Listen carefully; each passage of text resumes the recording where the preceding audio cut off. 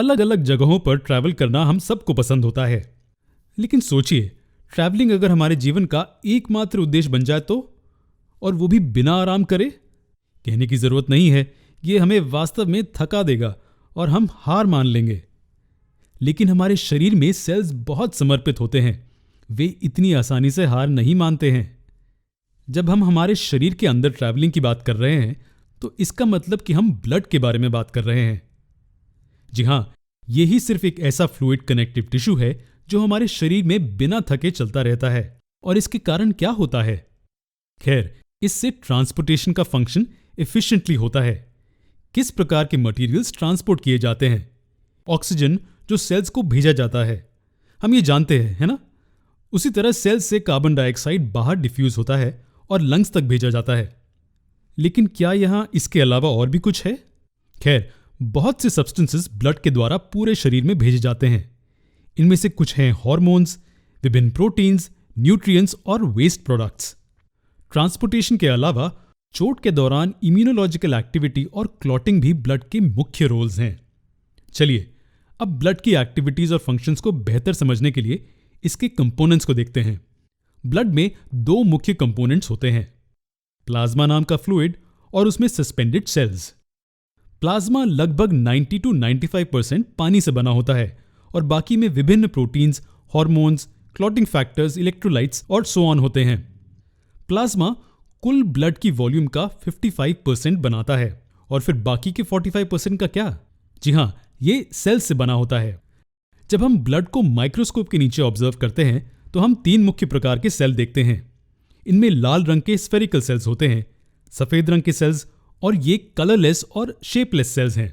पहले वालों को रेड ब्लड सेल्स या आरबीसीज कहते हैं। इन्हें इरेथ्रोसाइट्स भी कहते हैं। अब ये सेल्स लाल रंग के क्यों होते हैं? खैर, ह्यूमन आरबीसी की विशेषता यह है कि इनमें न्यूक्लियस नहीं होता है। जी हां, या कहें कि ये इन्यूक्लिएटेड सेल्स होते हैं।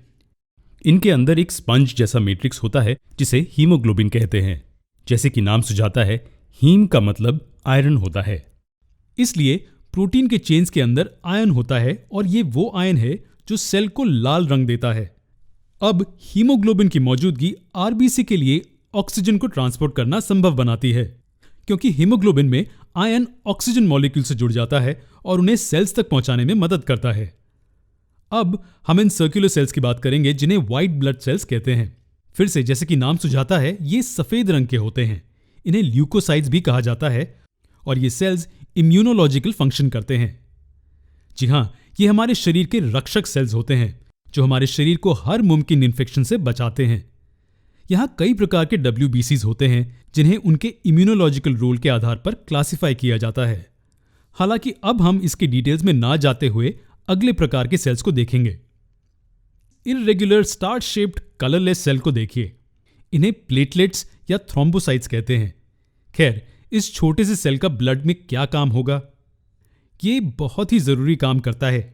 एक फिजिकल इंजरी को इमेजिन कीजिए जिसने टिश्यूज को नुकसान पहुंचाया है। फ्लूइड होने के कारण ब्लड इस जगह से बाहर आने लगता है। अब इस ब्लड को रोकने की जिम्मेदारी कौन लेता है? जी हां, प्लेटलेट्स लेते हैं।